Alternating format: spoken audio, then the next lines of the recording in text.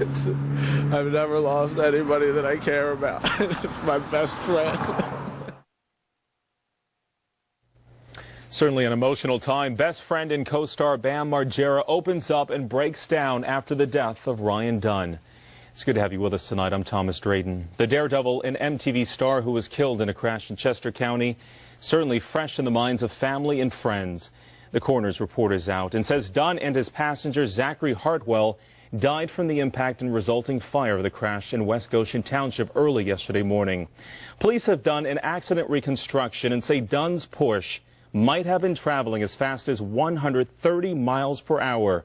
130 when it jumped a guardrail, flew into a ravine, and burst into flames. Toxicology results won't be back for 4 to 6 weeks. Now, Dunn posted this picture on Twitter hours before his death. And now movie critic Roger Ebert is apologizing for what he said about it. Ebert tweeted, quote, "Friends don't let jackasses drink and drive." As you can imagine, it certainly upset Dunn's family and his friends, including Bam Margera. Ebert said in his Chicago Sun-Times blog today that his tweet wasn't intended as cruel, but he added that while it was probably too quick to tweet, he stood by his message. Our Chris O'Connell spoke with Margera tonight. I know the two were very close, Chris. They sure were. Fellow Jackass star Bam Margera was actually in Arizona, Thomas, when he got the call. He said shook his world, informing him that his best friend he considers his brother was killed in a fiery crash about a mile here from Westchester in West Goshen Township. Well, tonight, Margera went back to that crash site for the very first time. It was a very emotional time for him. Right afterwards, he spoke only to us about his friend. I've never lost anybody that I care about. It's my best friend.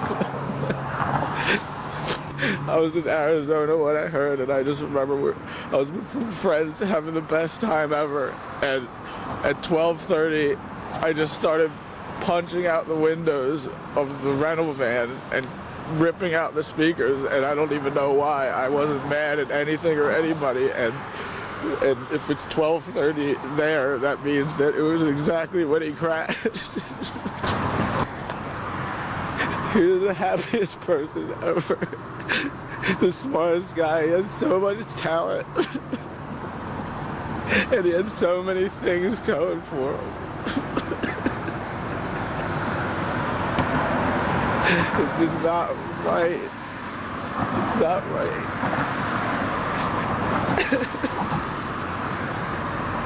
How do you get through this? A lot of people have been worried about you. I can't.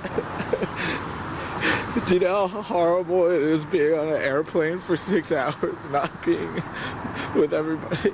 You're just stuck on an airplane. No one had any idea, probably. It was the worst phone call I've ever got in my life, waking up to that.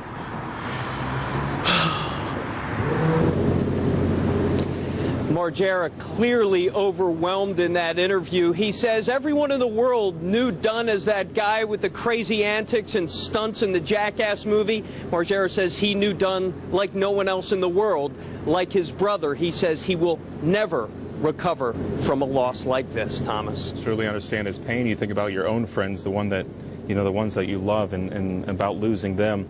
I'm curious, are fans still coming out to the crash site, Chris?